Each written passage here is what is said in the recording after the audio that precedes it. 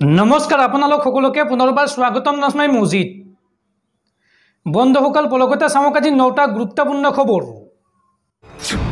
প্ৰথমটো খবৰ অসমৰ শেহতীয়া বান পৰিস্থিতিক লৈ অসম চৰকাৰৰ লগতে কেন্দ্ৰীয় চৰকাৰক খুৰদাৰ সমালোচনা বিধায়ক অখিল গগৈৰ মন্তব্য অসমক মাহিয়াৰ দৃষ্টিৰে চাই কেন্দ্ৰীয় চৰকাৰে আৰু অসমৰ বানপানীৰ বাবে অতি তৎকালীনভাৱে 50,000 কোটি টকা মুকলি কৰাৰ দাবী বিধায়ক অখিল গগৈৰ।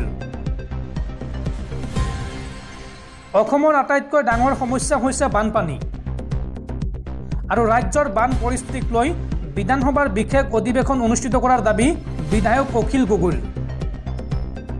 আৰু এই বিশেষ অধিৱেশনত মাত্ৰ অসমৰ বান পৰিস্থিতিৰ ওপৰত আলোচনা হ'ব, এই মন্তব্য অখিল গগৈৰ। আৰু লগতে ৰাজ্যৰ বান পৰিস্থিতিক লৈ 50,000 কোটি টকা দাবী বিধায়ক অখিল গগৈৰ। উল্লেখযোগ্য যে 2017 চনত প্ৰধানমন্ত্ৰী মোদীয়ে 2,350 কোটি টকা ঘোষণা কৰিছিল অসমৰ বাবে, কিন্তু ইয়াৰ ভিতৰত কিমান টকা দিলে মোদীয়ে, ইয়াৰ উত্তৰ লাগে, এই মন্তব্য অখিল গগৈৰ। অখিল গগৈয়ে লগতে কয় যে যোৱা 5 বছৰত অসমত দুৰ্যোগ প্ৰশমন বিভাগে 10,885 কোটি টকা বিচাৰিছিল কেন্দ্ৰৰ পৰা। ইয়াৰ বিপৰীতে কেন্দ্ৰীয় চৰকাৰে মাত্ৰ 250 কোটি টকা প্ৰদান কৰিছে অসমক মাহিয়াৰ দৃষ্টিৰে চাই বুলি কেন্দ্ৰীয় চৰকাৰে পুনৰবাৰ প্ৰমাণ কৰিলে। বানপানীৰ সময়ত মুখ্যমন্ত্ৰীক সাহস দেখুৱাবলৈ আহ্বান বিধায়ক অখিল গগৈৰ।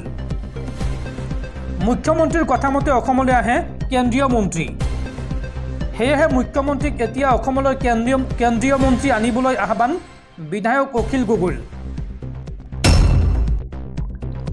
পৰৱৰ্তী খবৰ দেশৰ লাখ লাখ নিবনুৱা যুৱক যুৱতীলৈ ভাল খবৰ। ব্যৱসায় কৰিবলৈ চৰকাৰে আপোনাক দিব লাখ লাখ টকা, 10 লাখ টকা পৰ্যন্ত ঋণ দিব চৰকাৰে। কেনেকৈ কি কৰিব লাগিব এই টকা পাবলৈ চাওঁ আহক। ব্যৱসায় কৰিবলৈ চৰকাৰে আপোনাক দিব লাখ লাখ টকা, সহজতে আপুনি 10 লাখ টকা পৰ্যন্ত লাভ কৰিব ঋণ। প্ৰধানমন্ত্ৰী এমপ্লয়মেণ্ট জেনেৰেশ্যন প্ৰগ্ৰেমৰ অধীনত আপুনি লাভ কৰিব এই ঋণ।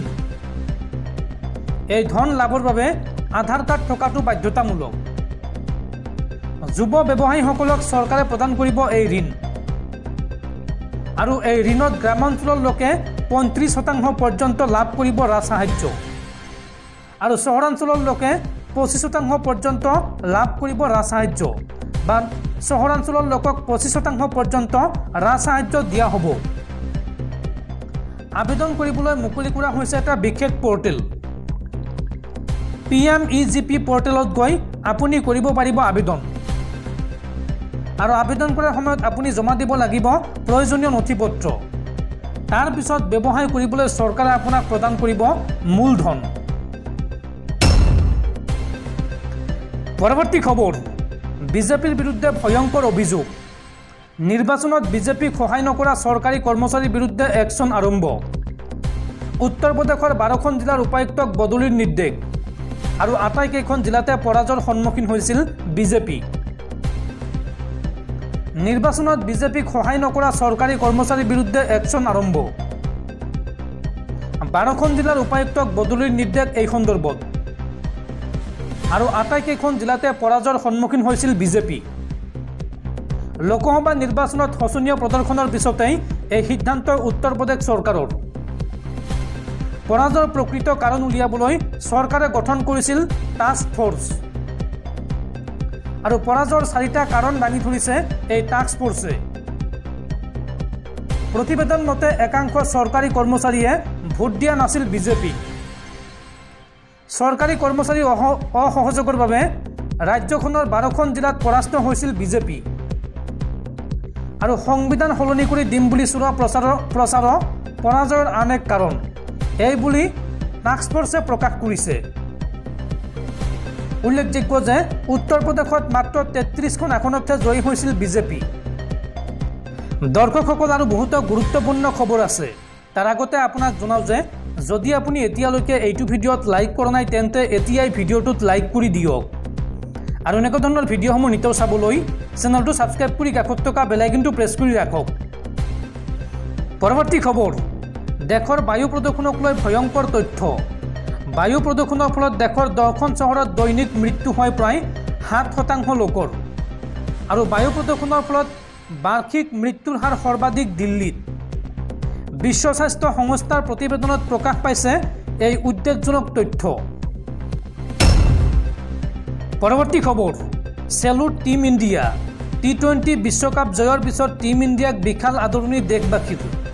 ৱাংখেৰে ষ্টেডিয়ামত লক্ষ লক্ষ ভাৰতীয়ৰ শুভেচ্ছা টিম ইণ্ডিয়াক। পৰৱৰ্তী খবৰ, পুনৰ ঝাৰখণ্ডৰ মুখ্যমন্ত্ৰীৰ পদত হেমন্ত সোৰেন। জেলৰ পৰা ওলাই আহি মুখ্যমন্ত্ৰী হিচাপে শপত গ্ৰহণ কৰিলে হেমন্ত সোৰেনে। পিতৃ শিবু সোৰেনে উপস্থিত থাকে এই শপত গ্ৰহণ অনুষ্ঠানত। ৰাজভৱনত ত্ৰয়োদশ মুখ্যমন্ত্ৰী হিচাপে শপত গ্ৰহণ কৰে হেমন্ত সোৰেনে আৰু ঝাৰখণ্ডৰ ৰাজ্যপালে শপত বাক্য পাঠ কৰোৱাই মুখ্যমন্ত্ৰী হেমন্ত সোৰেনক।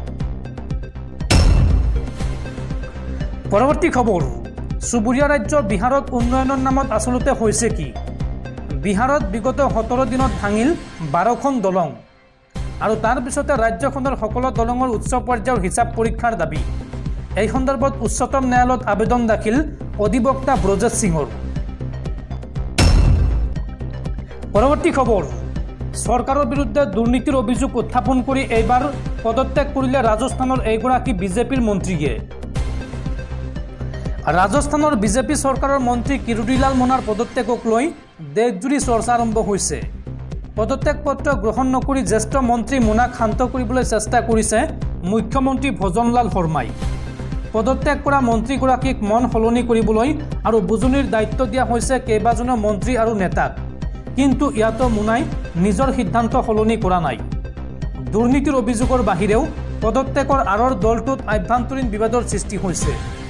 ৰাজস্থানৰ নতুন মুখ্যমন্ত্ৰীক লৈ কেবিনেটৰ মাজত আৰম্ভণিৰে পৰা তৰ্ক বিতৰ্ক আৰম্ভ হৈছে।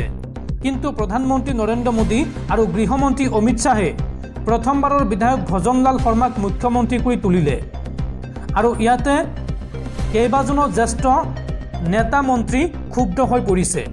সূত্ৰ অনুসৰি মন্ত্ৰী মোনাই যোৱা সপ্তাহত মুখ্যমন্ত্ৰীলৈ পত্ৰ লিখি জয়পুৰত চৰকাৰী গৃহ নিৰ্মাণ প্ৰকল্পত প্ৰায় 1000 কোটি টকাৰ দুৰ্নীতি সংঘটিত হোৱাৰ অভিযোগ উত্থাপন কৰিছিল। কিন্তু চিঠিখনৰ সন্দৰ্ভত মুখ্যমন্ত্ৰীয়ে কোনো ব্যৱস্থা গ্ৰহণ নকৰিলে। কিন্তু কিৰোড়ীলালৰ পদত্যাগৰ আন এটা কাৰণো আছে। তেওঁ লোকসভা নিৰ্বাচনত 7টা সমষ্টিত দলৰ নিৰ্বাচন পৰিচালনাৰ দায়িত্ব লৈছিল। প্ৰধানমন্ত্ৰী নৰেন্দ্ৰ মোদী উপস্থিত থকা এখন ৰাজহুৱা সভাত মোনাই ঘোষণা কৰে যে বিজেপিয়ে 7খন আসনতে জয়ী হ'ব আৰু এটাও হেৰুৱালে তেওঁ মন্ত্ৰালয় এৰিব, অৰ্থাৎ মন্ত্ৰিত্বৰ পদ ত্যাগ কৰিব। কিন্তু দলটোৱে লোকসভা নিৰ্বাচনত এটা আসনত পৰাস্ত হয় আৰু তেতিয়াৰ পৰাই দলৰ এটা অংশই তেওঁৰ পদত্যাগৰ দাবী কৰিবলৈ আৰম্ভ কৰে। ইয়াৰ উত্তৰত মোনাৰ অনুগামীসকলে দাবী কৰে যে সমগ্ৰ দেশত বিজেপিৰ আসন 303ৰ পৰা 240লৈ হ্ৰাস পাইছে। যদিও মোনাই 7ৰ সলনি 6টা ভোটত দলত জয়ী হয় বা 6টা আসনত দলত জয়ী হৈছে, তথাপিও তেওঁৰ পদত্যাগৰ দাবী উত্থাপন হৈছে। যদি এয়া ন্যায্য দাবী হয় তেন্তে প্ৰথমে প্ৰধানমন্ত্ৰী নৰেন্দ্ৰ মোদীয়ে পদত্যাগ কৰিব লাগিছিল। আৰু বৃহস্পতিবাৰে পদত্যাগ কৰাৰ পূৰ্বে মন্ত্ৰীগৰাকীয়ে নিজৰ এক্স হেণ্ডলত লিখিছিল, ৰঘুকুল ৰীতি সদা চলি, জীৱন যোৱাৰ পাছত কথা নাযায়। অৰ্থাৎ তেওঁ নিজৰ কথা পালন কৰিলে আৰু পদত্যাগ কৰিলে।